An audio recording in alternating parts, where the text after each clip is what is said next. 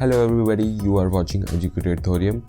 और जैसे कि हम क्लास 1 और क्लास 2 में ट्रिग्नोमेट्री का बेसिक समझ चुके हैं, आज भी उसको आगे बढ़ाएंगे। और अगर आप लोगों ने अभी तक ट्रिग्नोमेट्री की क्लास 1 क्लास 2 नहीं देखी है तो आप ज़रूर देख लीजिएगा। मैं लिंक आई कार्ड में और डिस्क्रिप्शन बॉक्स में डाल दूँगा और वहाँ से जाके आप सीरीज़ को फॉलो कीजिए, तब जाके आपको थोड़ा सा अच्छे से समझ आ जाएगा। और देखिएगा, एक बार अगर वीडियो आपको पसंद आए तो आप फिर फॉलो भी कर सकते हैं। वैसे मुझे जहाँ तक लगता है वीडियो काफ़ी पसंद आएगी और हमारा कंसेप्ट बहुत ही अलग तरीके से है और जो हमारा मोटो है बहुत ही अलग तरीके से समझाने का, उसके ऊपर हम काम करेंगे। और जो वीक बच्चे हैं उन पे हम खास ध्यान दे रहे हैं, उनके हिसाब से फिर हम थोड़ी स्लो पेस पे पढ़ेंगे। तो पिछली क्लास 1 में और 2 में हमने समझ लिया था ट्रिग्नोमेट्री के बारे में थोड़ा थोड़ा कि ट्रिग्नोमेट्री क्या है, कैसे कहाँ लगेगी, ठीक है। 9th चैप्टर का भी कंसेप्ट समझ लिया था और हमने राइट एंगल ट्रायंगल का भी कंसेप्ट समझा था, जिसे हम रैट बोलते हैं, RAT रैट।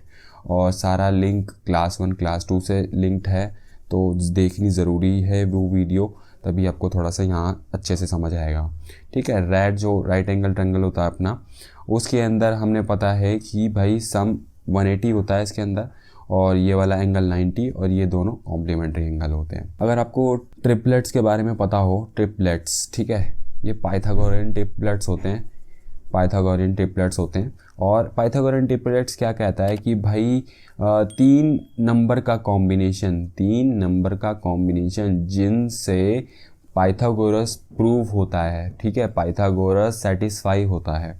मतलब कि क्या, अगर आप साइड 4 ले लो, ये 3 ले लो, तो इसका आंसर 5 आएगा हमेशा। यानी कि ये 3, 4, 5 का पाइथागोरियन ट्रिपलेट होता है, अगर आपको पता हो तो। जिनको नहीं पता है मैं बताता हूँ।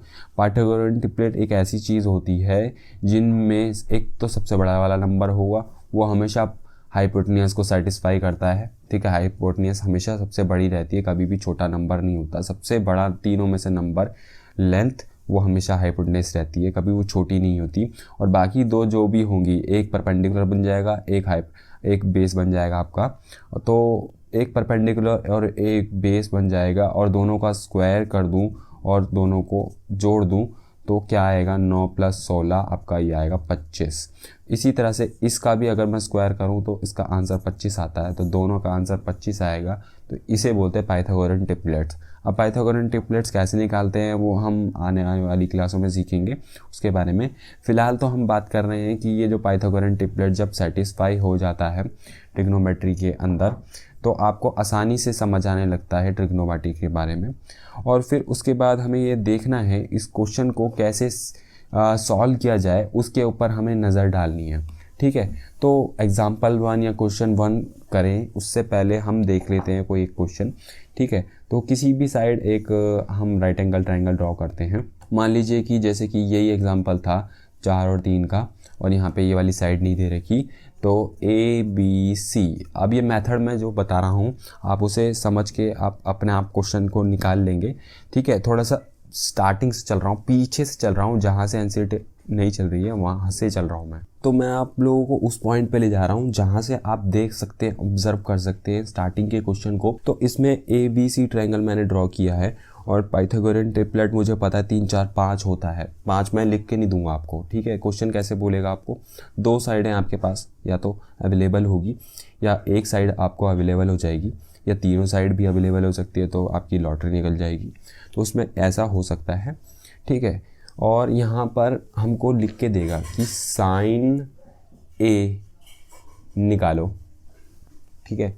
साइन A निकाल के दो मुझे, जो कि बेस्ड है एट एंगल A, ठीक है।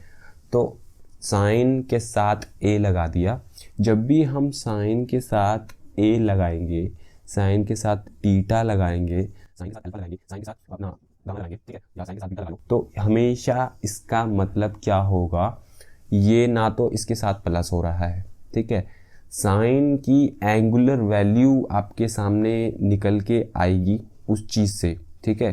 जो वैल्यू होगी ये हमेशा एक एंगल होगा और उसका जो साइन की वैल्यू निकलेगी वो एक फिक्स रहती है, यानी कि साइन 1 की वैल्यू जो होती है वो फिक्स रहेगी।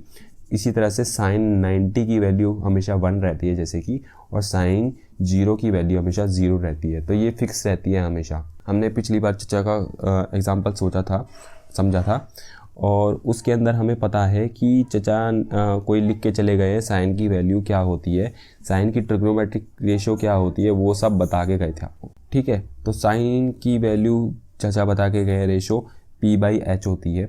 और इसी तरीके से यहाँ पर sine A, sine theta, sine alpha, sine gamma, ये सब एंगुलर वैल्यू निकालने के लिए ये इसके साथ कभी भी मल्टीप्लाई नहीं हो रहा है। आप ये मत समझिएगा कि साइन गामा के साथ मल्टीप्लाई हो रहा है, साइन अल्फ़ा के साथ मल्टीप्लाई हो रहा है, साइन थीटा के साथ मल्टीप्लाई हो रहा है, या साइन A के साथ मल्टीप्लाई हो रहा है, ऐसा कुछ भी नहीं है। आप इस चीज़ को अपने दिमाग से निकाल दीजिए कि ये चीज़ मल्टीप्लाई में है, ठीक है। और एक और चीज़ मैं बता दूं आपको, ये बहुत ज़्यादा इम्पोर्टेंट कंसेप्ट है इस चीज़ की, जब भी साइन के ऊपर स्क्वायर होगा, सबसे बड़ी गलती जो होती है ट्रिग्नोमेट्री के अंदर, वो यही बच्चे करते हैं स्टार्टिंग में, जो थोड़े अच्छे कर लेते हैं मैथ, मगर फिर भी उनसे गलती होती है, ठीक है। तो इसमें क्या है, जब हम स्क्वायर खोलते हैं, हमें पता है स्क्वायर खोलते हैं तो 2 टर्म जब हो तो हर एक के ऊपर स्क्वायर आ जाता है, ठीक है। अगर इस चीज़ के बारे में आप जानते हो, ठीक है, 6th-7th में ही पढ़ा देते हैं कि स्क्वायर जब ब्रैकेट के अंदर बांटा जाता है तो हर एक मल्टीप्लिकेशन की टर्म के ऊपर आता है, ठीक है। तो बच्चे क्या करेंगे, साइन स्क्वायर और ए स्क्वायर लिख देंगे, जो कि ये गलत है, हमेशा ही गलत है, ये चीज़ है ही नहीं, ये चीज़ पॉसिबल ही नहीं है। साइन ए जुड़ी हुई टर्म है, ठीक है, साइन ए क्या है, जुड़ी हुई टर्म है, और कभी भी उसे अलग नहीं किया जा सकता, ठीक है।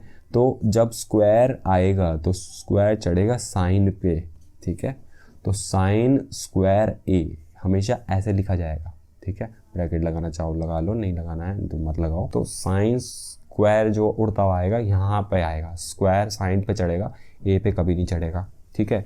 तो इसका मतलब क्या है कि अगर मैं साइन 90 डिग्री का स्क्वायर लिख रहा हूँ तो क्या हो रहा है, साइन स्क्वायर 90 निकल रहा है इसका मतलब हमेशा, ठीक है। और इसको या तो मैं ऐसे सॉल्व कर दूं कि साइन 90 की वैल्यू 1 होती है, स्क्वायर करेंगे तो क्या आएगा आंसर 1 आएगा, और साइन स्क्वायर 90, ठीक है, साइन स्क्वायर 90 का भी मतलब ही 1 होता है, तो ये दोनों मतलब एक ही सेम रहेंगे। तो ऐसा कुछ नहीं है कि ये स्क्वायर बांट दिया जाए इसके ऊपर, तो ये कंसेप्ट हमेशा ध्यान में रखना है, ठीक है। कभी भी सॉल्व करते वक्त स्क्वायर बटेगा नहीं। इसी तरह से वो कॉस पे भी लागू होगा, कॉस पे भी लागू होगा अगर यहाँ पे कॉस होता तो, इसी तरह से वो टैन पे भी लागू होगा, ठीक है। अगर टैन होगा तो टैन स्क्वायर ए लिखा जाएगा, टैन स्क्वायर ए स्क्वायर नहीं लिखा जाएगा कभी भी, हमेशा ध्यान रख लेना इस चीज़ को, ठीक है।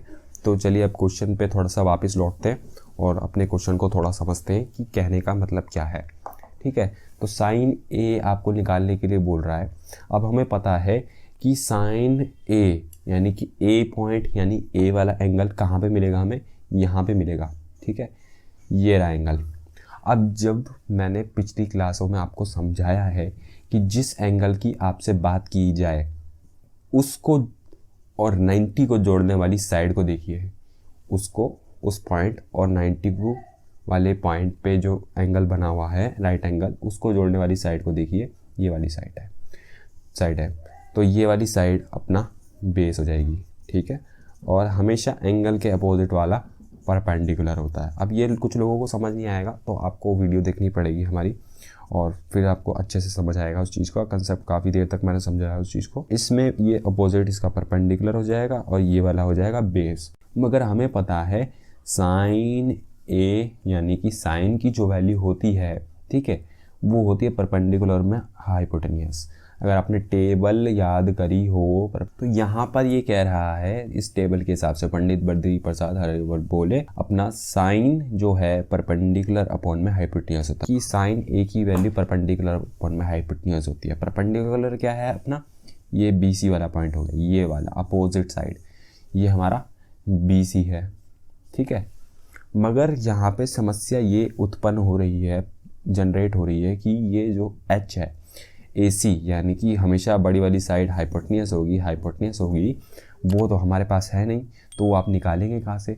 तो उसे निकालने के लिए मैंने पहली क्लास में आपको अच्छे से समझाया था कि आप याद कर लीजिए, समझ लीजिए पाइथागोरस थ्योरम का कंसेप्ट, और उसे भूलना नहीं है, अच्छे से समझ लेना है उसको। पाइथागोरस का अपना जो ट्रिग्नोमेट्रिक पे एप्लीकेशन है वो काफ़ी ज़्यादा है। तो पाइथागोरस थ्योरम को यूज़ करते हुए हाइपोटेनस का स्क्वायर जो होता है परपेंडिकुलर स्क्वायर और बेस के स्क्वायर के बराबर होता है। तो हाइपोटेनस तो है नहीं यहाँ पर, ठीक है। तो यहाँ पे हाइपोटेनस ना होके यहाँ पे क्या है, परपेंडिकुलर की जगह यहाँ पे किसका इस्तेमाल किया गया है, BC का। तो हमें उन साइडों को लिखना पड़ेगा। आप ये मत कीजिएगा छोटी क्लासों की तरह कि यहाँ पे सीधा वैल्यू पुट कर दें। तो यहाँ पे ज़रूर लिखे कि हाइपोटेनस किसको लिया है आपने, AC को लिया है तो AC स्क्वायर, परपेंडिकुलर किसको लिया है, BC को तो BC स्क्वायर, और बेस किसको लिखा है, AB को तो AB स्क्वायर। आपको साइड में लिखने की कोई खास ज़रूरत नहीं है कि H AC के बराबर है, P BC के बराबर है, इसकी ज़रूरत नहीं पड़ेगी आपको, ठीक है। आप डायरेक्ट टू द पॉइंट या डायरेक्ट कर सकते हैं। AC की वैल्यू तो है ही नहीं, वही निकाल रहे हैं हम। BC क्या है हमारा BC है 3, उसका स्क्वायर करेंगे। AB क्या है 4 का स्क्वायर करेंगे। हमें पता है 5 आएगा आंसर, ठीक है, क्योंकि पाइथागोरस ट्रिपलेट अभी समझा है हमने, मगर हमें सॉल्व तो करना पड़ेगा, जब तक प्रैक्टिस नहीं होगी तो कोई फ़ायदा नहीं है। 9 और 16 ये आएगा 25, और AC का स्क्वायर जो है 25 हो गया। अब स्क्वायर छूट के उधर जाएगा तो स्क्वायर रूट बनता है, ये पता है आप लोगों को? अगर नहीं पता है तो आपको पता होना चाहिए। जब स्क्वायर एक जगह से छूटता है, यहाँ पे स्क्वायर है और स्क्वायर हटाना है हमें, तो जब वो उड़ते उड़ते इक्वल टू के उधर, इक्वल टू होना चाहिए, इक्वल टू के उधर जाएगा तो स्क्वायर रूट बन जाता है, और वो 25 है उस साइड पे, राइट हैंड साइड पे, तो उसके ऊपर चढ़ गया है वो, ठीक है।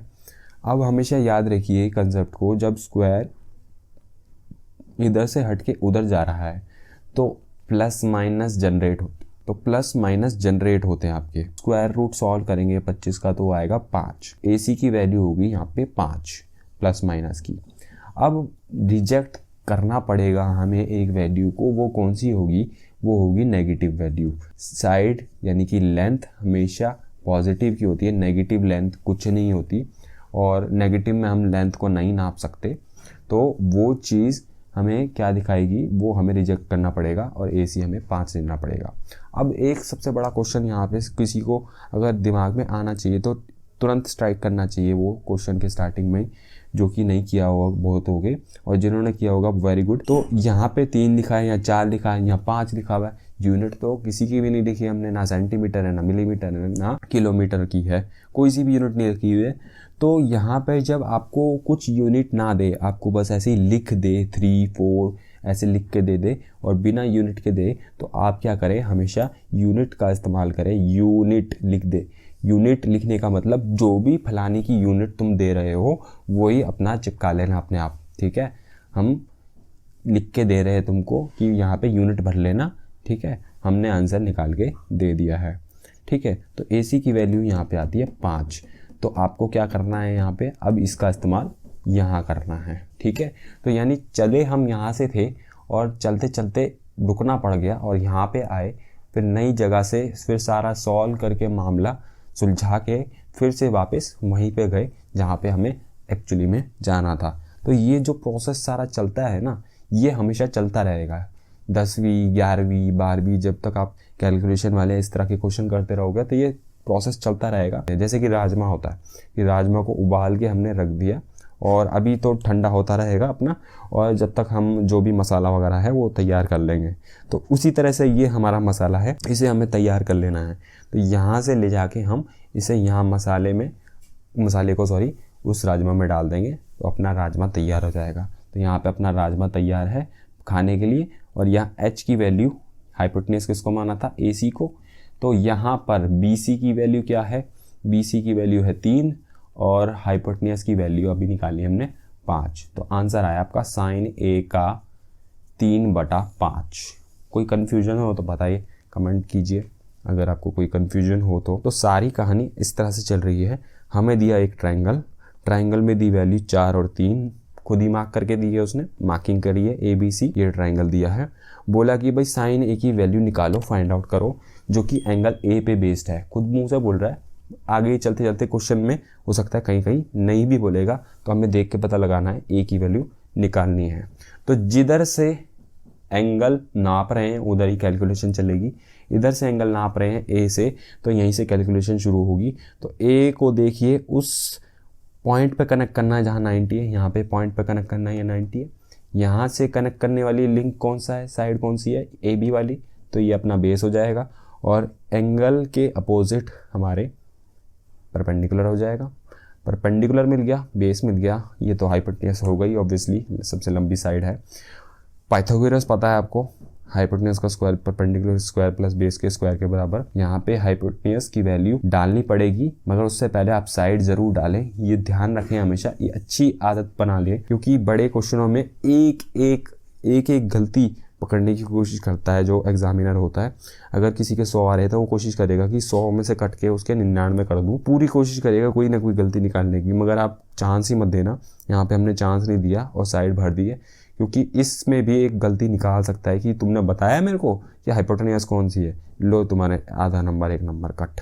ठीक है, तो यहाँ पर AC square BC square plus AB square के सम के बराबर है।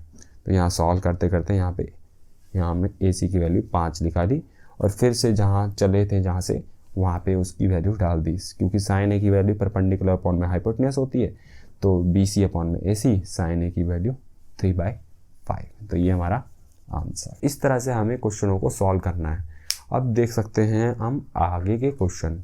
और आपने देखा पिछले एग्जाम्पल में समझा कि हमने किस तरह से उनकी वैल्यू निकाली साइन ए की। एग्जाम्पल 1 में ज़्यादा कुछ नहीं लिखा मैंने, वो बुक से आप रेफर लीजिए। 10a 4/3 दे रखा है, कह रहा है भाई find other trigonometric ratios, find करो जो कि एंगल ए की ही है। ठीक है, जो बाकी ट्रिग्नोमेट्रिक रेशोज ढूंढनी है वो ए एंगल पे ही बेस्ड हो, वो ही ढूंढनी है, और कुछ फालतू उंगलीबाजी नहीं करनी है आपको। तो इसमें क्या है, TR का मतलब इस चैप्टर ट्रिग्नोमेट्रिक रेशो की बात होगी, तो शॉर्ट फॉर्म में अगर कैपिटल TR लिख दूं तो इसका मतलब ये ट्रिग्नोमेट्रिक रेशो की बात हो रही है। तो यहाँ पे कोई भी ट्रायंगल बना लीजिए राइट एंगल वाला और बढ़िया से बना लीजिए, ABC लिख लो। ठीक है, ये अपना 90 का बना दिया। कह रहा है कि एंगल ए पे बेस्ड है, ये रहा एंगल है। ठीक है, एंगल ए आपने ये ले लिया।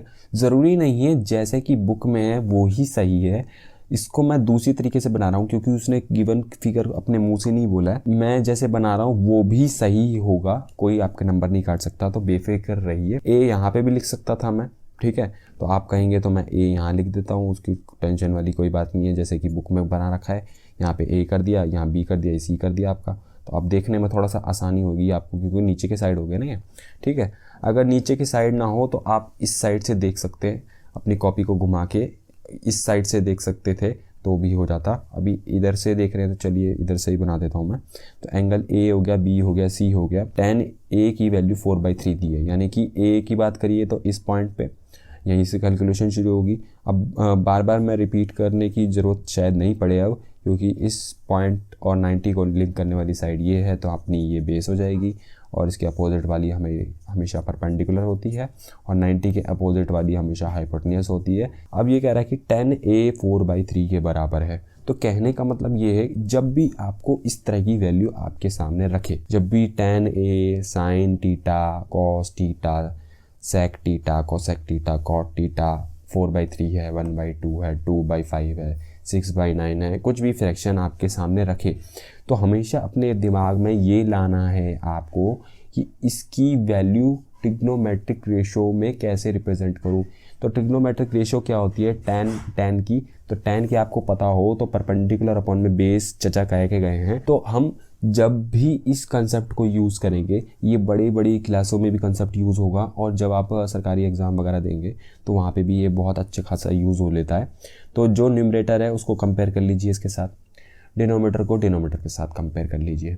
ठीक है, मगर उससे पहले आप इस चीज़ का दिमाग में अच्छे से लेके चल लीजिए, जब रेशो निकालते हैं हम, अब इसको मेरे को अलग से आपको लेके समझाना पड़ेगा।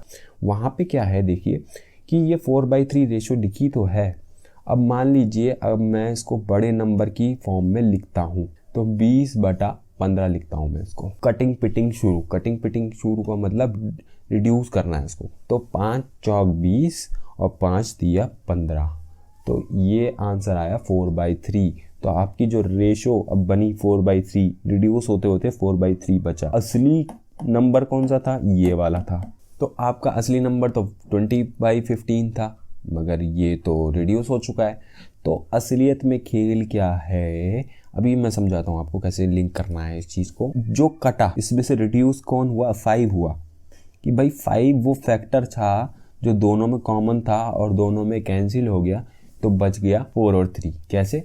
अब इसको थोड़ा सा और एक्सपेंड करूं तो देखिए कंसेप्ट कितना वाइड में जा रहा है और कितना डीप में जा रहा है। थोड़ा सा 20 को लिख सकता हूँ 5 इंटू 4 और 15 को लिख सकता हूँ 5 इंटू 3। 5 से 5 कट गया तो बचा कौन? 4/3।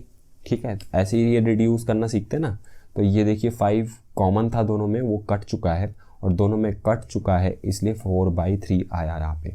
तो 4/3 आया, ये तो असली आंसर नहीं था हमारा, असली आंसर ये था।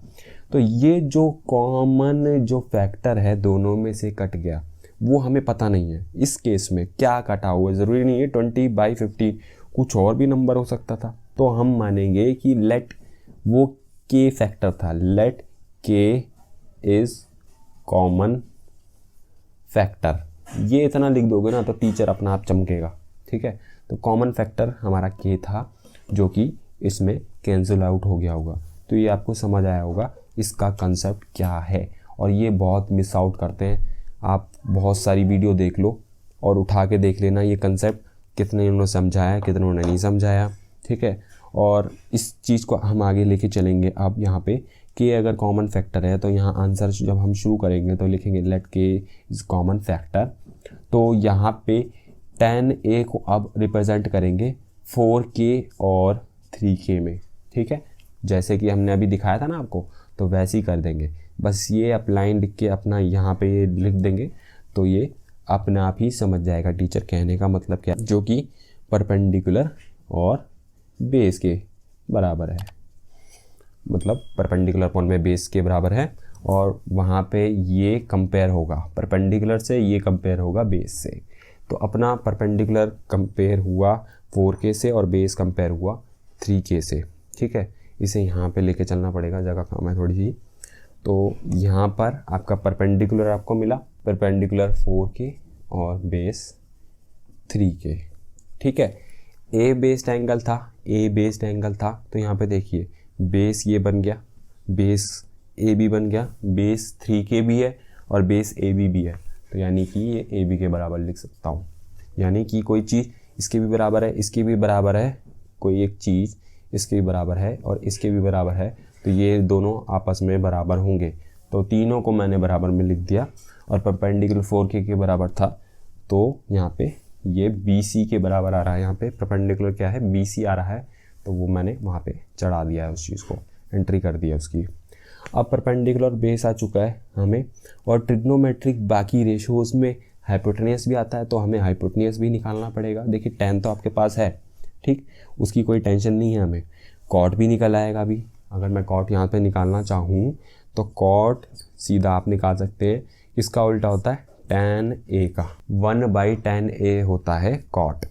तो यानी कि 1/ किसी का करूँ तो जो भी फ्रैक्शन आपको दिया हुआ है वो पलट जाएगा, तो ये हो जाएगा 3/4। ठीक है, अब कुछ बच्चों को हो सकता है ये समझना है, ठीक है, तो उसका कंसेप्ट थोड़ा सा मुझे लगता है अगली क्लास में ही समझाना सही रहेगा, वीडियो लंबी हो जाएगी नहीं तो यहाँ पे 3/4 हो जाएगा आपका। ठीक है, ये पलट जाता है जब किसी के 1 के नीचे आ जाता है डिवाइड में कोई चीज़, तो 4/3 को जब 1 के नीचे डालूंगा तो ये पलट के ऊपर आ जाएगा, तो ये बन जाएगा 3/4। अब tan और cot तो आपस में ये रिश्तेदार थे, अब दूसरे रिश्तेदार भी तो आएंगे चचा लोग, तो वो होंगे sin a, उसकी वैल्यू तो परपेंडिकुलर अपॉन में हाइपोटेनियस होती है।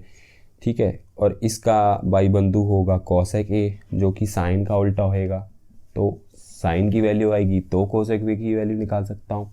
फिर आएगा cos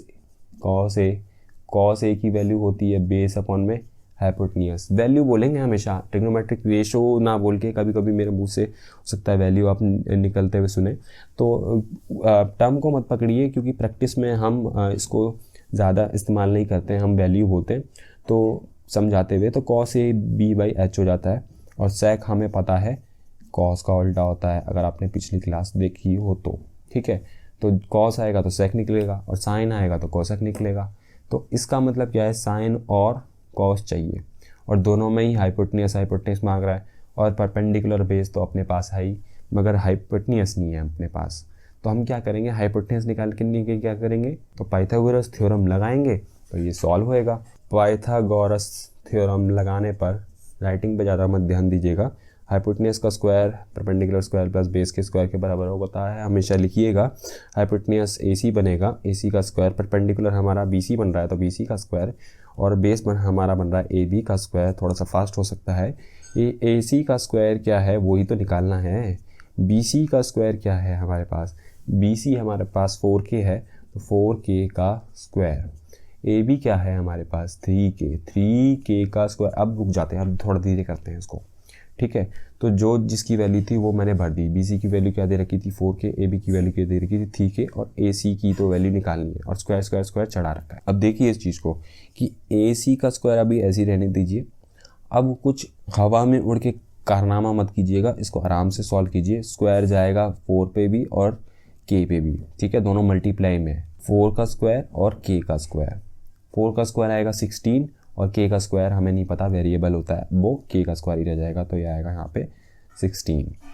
यहाँ पे 3K का वैल्यू क्या बनेगा यहाँ पे सॉल्व होके, तो 3 पे स्क्वायर आएगा तो 9 बनेगा, और K पे स्क्वायर आएगा तो K स्क्वायर ही रहेगा, तो यहाँ पे आएगा 9K स्क्वायर। और जिन लोगों को अभी भी समझ नहीं आ रहा है ये कैसे सॉल्व किया है तो आप बता दीजिए, कमेंट कीजिए, फिर हम इसके ऊपर भी वीडियो बनाएंगे। तो इसमें क्या है, AC का स्क्वायर जो है, अब देखिए K स्क्वायर। अब आपको अगर ये पता हो कि एक गांव वाले दूसरे अपने ही गांव वाले के साथ रहना ज़्यादा अच्छा लगता है उनको, तो अपने साथ ही रहेंगे। तो K स्क्वायर दोनों में कॉमन है, दोनों वेरिएबल है, दोनों में कोफिशिएंट दे रखे हैं, तो उन दोनों के कोफिशिएंट प्लस होंगे अगर बीच में ऑपरेशन प्लस का है तो, और माइनस होंगे तो अगर माइनस का दे रखा है तो 16 + 9 आपका 25, और K square as it is रह जाता है। अब स्क्वायर इस पे भी है, स्क्वायर इस पे भी है, अभी वही कंसेप्ट लगाना है। स्क्वायर उधर से उड़ के जाएगा तो प्लस माइनस आता है, और स्क्वायर रूट में क्या नंबर है जो राइट हैंड साइड पे है वो है 25 K square. AC plus minus square root आपका सॉल्व होएगा, कैसे होएगा, ये फैक्टर बना लो, 25 के बनेंगे 5 और 5, और K भी मल्टीप्लाई में ना, K स्क्वायर भी मल्टीप्लाई में, तो इसके बनेंगे K × K। तो एक पेयर इसका बन गया, एक पेयर इसका बन गया। आसान भाषा में समझा रहा हूँ, ठीक है, प्रैक्टिस के बाद ये नहीं करा करेंगे। प्लस माइनस 5 एक बाहर आ जाएगा, और मल्टीप्लाई में K एक बाहर आ जाएगा, तो +-5K। अब पिछले क्वेश्चन में जैसे कि मैंने आपको समझाया है कि क्या होगा इसके अंदर, तो ये होगा ये कि इसके अंदर नेगेटिव वैल्यू रिजेक्ट हो जाएगी, क्योंकि नेगेटिव में लेंथ होती नहीं है, तो हम सिर्फ पॉजिटिव में ले लेंगे, ठीक है। अब इस केस में देखिए कोई भी यूनिट नहीं दी है, तो आप लिखना चाहें तो बिल्कुल लिख सकते हैं। यूनिट लिखेंगे उतनी अच्छी आदत डलेगी, उतनी अच्छी एरर आने के चांसेस कम हो जाएंगे आपके। तो यूनिट लिखेंगे तो बहुत ही बेस्ट है, बहुत ही बेस्ट, ठीक है। तो एक AC की वैल्यू आएगी 5K यूनिट, तो हाइपोटेन्यूज अपनी हो गई 5K। अभी बस इसको उठा के डालना है, ठीक है, जहाँ पे ट्रिग्नोमेट्रिक रेशियोज आएंगी ना वहाँ पे उठा के डालना है। ये देखिए यहाँ पे मैंने सॉल्व कर दिया है, और कॉट की वैल्यू अभी निकाल चुके हैं हम, tan की वैल्यू हमें पता है, साइन की निकाल रहे हूँ, साइन A की वो होता है परपेंडिकुलर अपॉन में हाइपोटेन्यूज। परपेंडिकुलर क्या था BC, और हाइपोटेन्यूज तक क्या था AC। BC की वैल्यू क्या है, परपेंडिकुलर की वैल्यू कितनी है 4K, और AC की वैल्यू कितनी आई है 5K। K से क्या कैंसिल हो जाएगा अपना आप ही 4/5। अब इसी तरह से कोसेक की वैल्यू उल्टी आएगी, ठीक है, तो कोसेक A हाइपोटेन्यूज अपॉन में परपेंडिकुलर होता है, ठीक है, और उल्टा डालेंगे 5K अपॉन में 4K, 5/4 आ जाएगी। अब इसी तरह से कॉस की वैल्यू निकालो, कॉस A वो होता है बेस अपॉन में हाइपोटेन्यूज, तो बेस अपना है AB और हाइपोटेन्यूज है AC। वैल्यू क्या आएगी, बेस कितना है अपना 3K और AC आया 5K, तो काटने के बाद आएगा आंसर 3/5। अब कॉस का उल्टा होता है सेक A की वैल्यू कितनी होगी, हाइपोटेन्यूज अपॉन में बेस, वो होगा हाइपोटेन्यूज क्या आएगा यहाँ पे 5K आया था, बेस था 3K, तो ये आएगा आंसर कटने के बाद 5/3। हो सकता है यहाँ पे थोड़ी सी फास्ट की हो मैंने, वो फास्ट इसलिए की है क्योंकि इस वीडियो में पूरा अच्छे से मैंने स्टार्टिंग में ही आपको समझा दिया था, और प्लस पिछली 2 क्लासों में भी आपको अच्छे से समझाया था, इसलिए यहाँ पे थोड़ा सा फास्ट गए हैं हम लोग, ठीक है। और अगर आपको अभी भी लग रहा है ये फास्ट है तो आप कमेंट कर सकते हैं, बता सकते हैं, तो अगली वीडियो में थोड़ा स्लो चलेंगे हम लोग। तो इसमें क्या है, देखिए साइन की वैल्यू आ गई तो कॉसेक की निकाल सकता हूँ क्योंकि उल्टी होती है, बस आपको फ्रैक्शन को पलटना है जो भी फ्रैक्शन हो। कॉस की वैल्यू आ गई तो सेक की भी निकाल दूंगा, बस पलटना है, उल्टी वैल्यू होती है। तो कॉस की वैल्यू निकाली, ट्रिग्नोमेट्रिक रेशियो याद होनी चाहिए, नहीं है तो याद करो, याद करके फिर अगली वीडियो में वापस लौटेंगे। और उससे पहले आप वीडियो 1, वीडियो 2 और ये तीसरी वीडियो अच्छे से पूरे अच्छे इत्मीनान से देख लीजिए, चाहे कितनी ही लंबी हो, और अपना पूरा फोकस डाल दीजिए इस सब्जेक्ट के ऊपर, इस पर्टिकुलर टॉपिक के ऊपर। बहुत अच्छे से क्लियर हो जाएगा और आप अच्छे से 11th और 12th में ट्रिग्नोमेट्री करेंगे और आपका फेवरेट टॉपिक बनेगा ये, ठीक है, डर एकदम ख़त्म होगा। तो नाइट्स हम लोगों ने समझ लिया है अच्छे से कंसेप्ट को, बिल्कुल बेसिक कंसेप्ट समझा, और इतना अच्छे से जितना क्लीन हम समझे उस चीज़ को उतना कम है। देखिए गाड़ी जब हम चलाना सीखते हैं तो गाड़ी में तेज़ चलाना मायने नहीं रखता। जब आप सीखते हैं गाड़ी को जितना स्लो चलाएंगे आप स्टार्टिंग में, जब आप उसको लर्न कर रहे हैं, उसको सीख रहे हैं, अडेप्ट कर रहे हैं उस सिस्टम को, गाड़ी चलाने वाले सिस्टम को, उतना बेस्ट रहता है, उतना ही बेस्ट रहता है। आप स्लो में आप सीखेंगे कि कितने फोर्स से कितने प्रेशर लगाना है आपको ब्रेक पैडल पे, एक्सीलरेटर पे, कैसे किस टाइम पे टाइम मिलता है आपको गियर बदलने का, स्टेयरिंग पकड़ के समझने का, उसको फील करने का, तब आपको समझ आता है। तो जितना हम डीप में सिंप्लिसिटी से चलेंगे उतना ही कॉम्प्लिकेटेड हम समझ पाएंगे आगे जाके, ठीक है। यही कंसेप्ट मेरे को अभी तक समझ आया है, और क्लास 1 और क्लास 2 को अच्छे से आपने रिवाइज़ किया और क्लास 3 पे आए हैं तो बहुत बढ़िया बात है।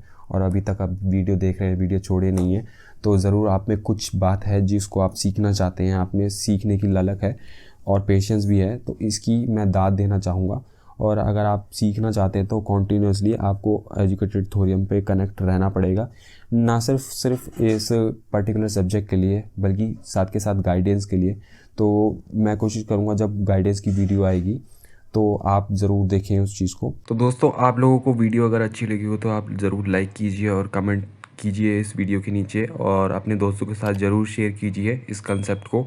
अपने तक एजुकेशन नहीं रखनी है, एजुकेशन को शेयर कीजिए अच्छे से, सीखने के बाद दूसरों को भी आप सिखाइए और बताइए हमें आप लोगों ने कितने लोगों को एजुकेट किया इस चीज़ को लेकर। और सब्सक्राइब करना बिल्कुल मत भूलना एजुकेटेड थोरियम को। तब तक के लिए nights, have a good day, till then goodbye, over and